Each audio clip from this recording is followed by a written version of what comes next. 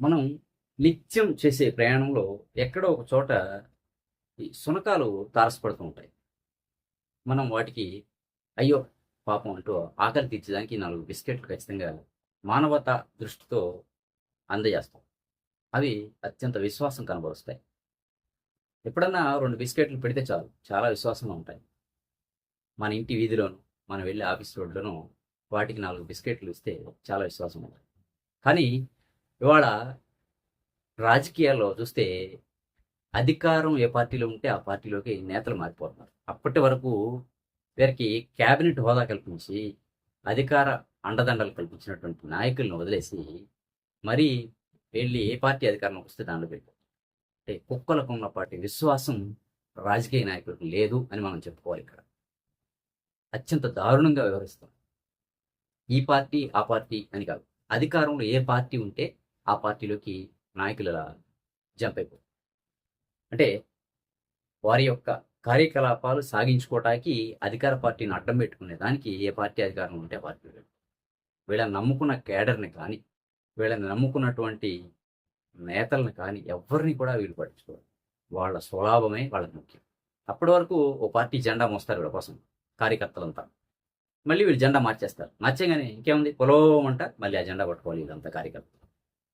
అంటే నాయకుడు ఏ జెండా పట్టుకుంటే అదే వారి అజెండాగా పట్టుకొని ముందుకు సాగాలి. అంతేకాని కార్యకర్తల మనోభావాలు ఏంటి? అసలు కార్యకర్తలు ఎందుకు అప్పటి వరకు ఉన్న పార్టీని ఎందుకు ఇష్టపడుతున్నారు? నీ దగ్గరికి ఎందుకు వచ్చారు? ఇవన్నీ వాళ్ళకి అవసరం. ఏ అధికార పార్టీ నుంచి తాయిలా అందితే ఆ అధికార పార్టీకి జై కొట్టి సలాం అంటూ వెళ్ళిపోతున్నారు. ఇటువంటి రాజకీయాలు ఖచ్చితంగా ప్రజాస్వామ్యంలో చాలా ప్రమాదకరం. ఈ రాజకీయాలకి స్వస్తి పలకాల్సిన అవసరం ఎంతైనా ఉంది. ఇప్పటికే కేఏ పాల్ హైకోర్టులో పిటిషన్ కూడా దాఖలు చేశారు. ఒక పార్టీ నుంచి ఎమ్మెల్యేలుగా గెలిచి మరొక పార్టీలోకి ఫిరాయింపులు చేశారు. ఫిరాయింపుల మీద చర్యలు తీసుకోండి అని. ఇది కూడా మంచి పద్ధతి కాదు. పార్టీ నుంచి గెలిచిన తర్వాత ఆ పార్టీ నుంచి ఇంకొక పార్టీకి మారుతుంటే నీకు ఓట్లు వేసింది నువ్వే పార్టీ నుంచి అయితే పోటీ చేసావో ఆ పార్టీ యొక్క జెండా, ఆ పార్టీ యొక్క సిద్ధాంతాలు, ఆ పార్టీ అధినేతను చూసి నిన్ను గెలిపిస్తారు కార్యకర్తలైనా ఓటర్లైనా. అటువంటిది నీ అధికారం కోసం, నీ సౌలభ్యం కోసం పార్టీ మారటం చాలా దారుణమైన విషయం.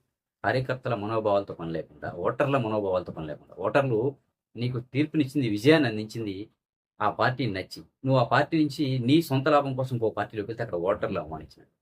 ఖచ్చితంగా న్యాయస్థానాలు కూడా ఇటువంటి వాటిపై కఠినమైన చర్యలు తీసుకోవాల్సిన అవసరం కూడా ఉందనేది ఇప్పటికే రాజకీయ విశ్లేషకులు చెప్తున్నారు. ఏదేమైనా ప్రజాస్వామ్యంలో ఇటువంటి చర్యలు చాలా అసంబద్ధమైనటువంటి. అధికారం కోసము, పలుకుబడి కోసము, వారి స్వలాభం కోసం రాజకీయాలు చేయకుండా, అధికారం 5 ఏళ్లే శాశ్వతం కాదు. గతంలో పుచ్చలపల్లి సుందరయ్య గారి లాంటి మహానేతలను చూసినటువంటి దేశం మాకు. ఒకే పార్టీ ఆస్తులన్నీ పార్టీకి రాసి చేసినటువంటి గొప్ప నేత ఆయన. ప్రజల కోసమే కష్టపడ్డారు. కులం తోకలు కత్తిరించుకొని ప్రజల కోసం పాటుపడినటువంటి మహానేత.